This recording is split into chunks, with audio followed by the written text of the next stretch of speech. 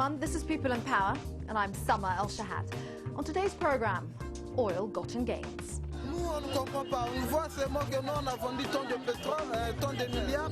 On va faire tel projet, mais nous, on n'a jamais vu ça. Congo-Brazzaville is one of the poorest countries in the world, despite the fact that it produces nearly 300,000 barrels of oil a day. The president, Denis Sassou Nguesso, has been in power for all but 5 of the last 30 years. And earlier this summer, he put himself up for re-election and won another 7-year term. He's long been suspected of siphoning off large portions of the country's oil revenues. But suspicion only turned to proof when documents produced in an English court showed that oil belonging to the state had financed his son's spending sprees in Hong Kong, Paris and Barcelona, and his own stays in luxury New York hotels. Many of Congo-Brazzaville's 4 million people are enraged. Why should the wealth from the country's precious natural resources be spent on luxury for a few when most of the population live on less than $1 a day? But as Christopher Walker and Andrew Weir report, the proof of the misuse of oil funds came from an unpopular source.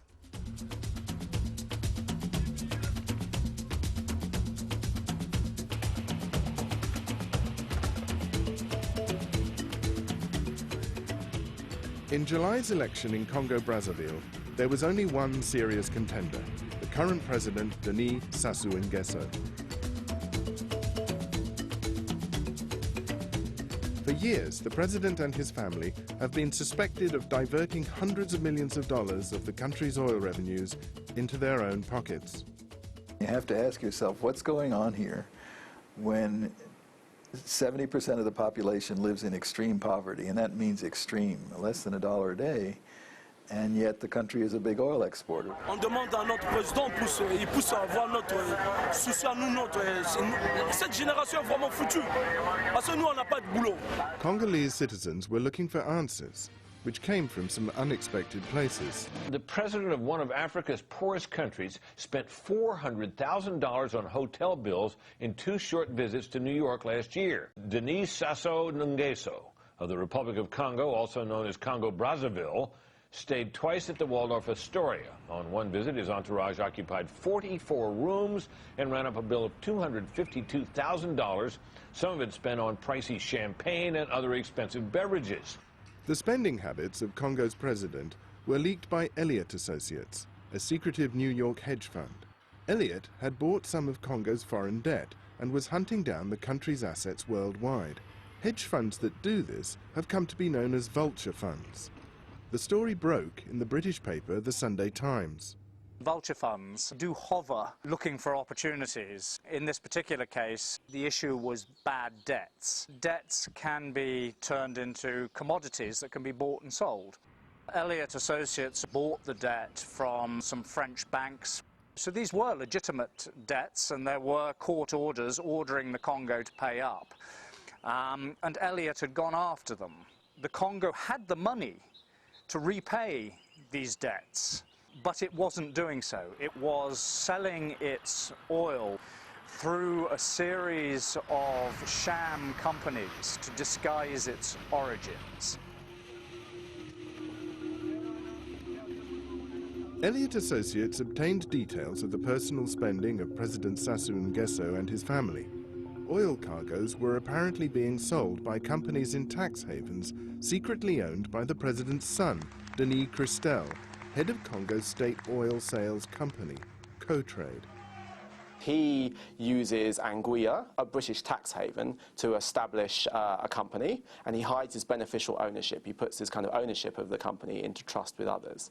Then that company in Anguilla opens an account with a major bank in Hong Kong, and then Denis Christel gets a credit card with that bank and goes shopping.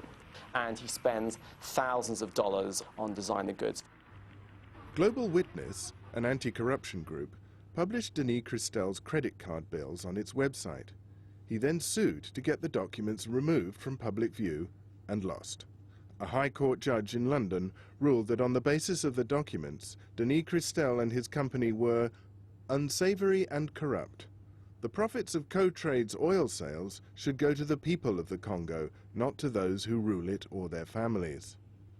So at one point in 2005, in 1 month, he spends about $35,000 on designer goods for himself. As I said, paid from Congo's oil money.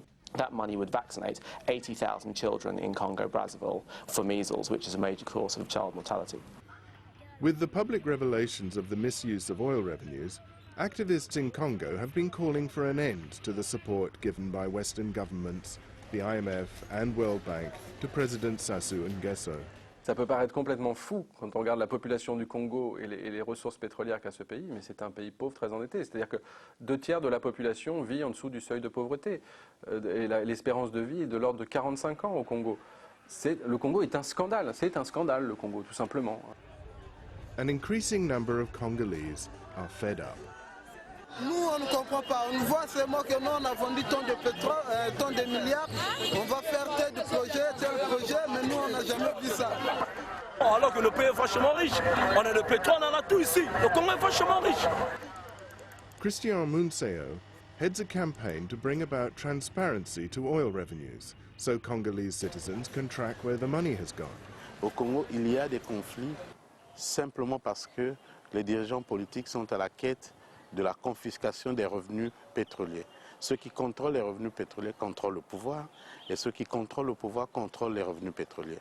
Ceux qui les détiennent peuvent asseoir des pratiques clientélistes pour s'acheter avec les revenus pétroliers une clientèle politique et qui finalement empêche que les dits revenus soient redistribués pour le service du développement.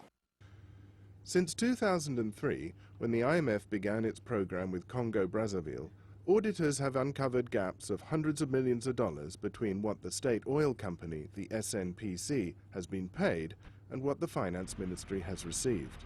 En 1998, lorsque le Congo-Brazzaville décide de créer une société qui s'appelle la Société nationale des pétroles du Congo, qui est une société publique qui a pour mission de vendre le pétrole congolais pour le compte de l'État. L'objectif étant de s'émanciper de Total et des compagnies pétrolières qui jusqu'ici commercialisaient le pétrole dans la plus totale opacité. Sur le papier, c'est une bonne idée, sauf que la SNPC est devenue la boîte noire du régime. But such allegations did not stop the president from claiming his country was too poor to meet its financial commitments and pleading with the World Bank and the IMF to get Congo's massive foreign debt cancelled. Congo was, like other countries seeking debt relief, very poor. But unlike the others, it was a big oil exporter. It turns out that no one kept track of where those revenues were going. And it was quite clear that they were ending up in the pockets and bank accounts of people that didn't deserve it. With Congo's continued secrecy about its oil accounts, it was expected that the IMF and the World Bank would refuse to grant the country debt relief. The outcome, however, was even a surprise to the bank's president, Paul Wolfowitz. That's what this was about. It was about getting transparency as to where the money was going so that there could be, hopefully, more of it would go to the people that needed it, to the poor people. And you have no idea how much resistance I ran into.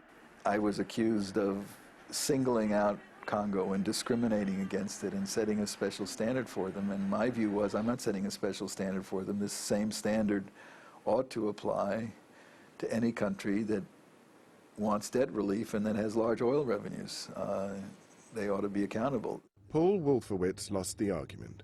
In spite of the World Bank's stance against corruption and waste, they went ahead with Congo's admission to the debt relief program. Well, you know, Congo-Brazzaville is currently running a program toward the HIPIC.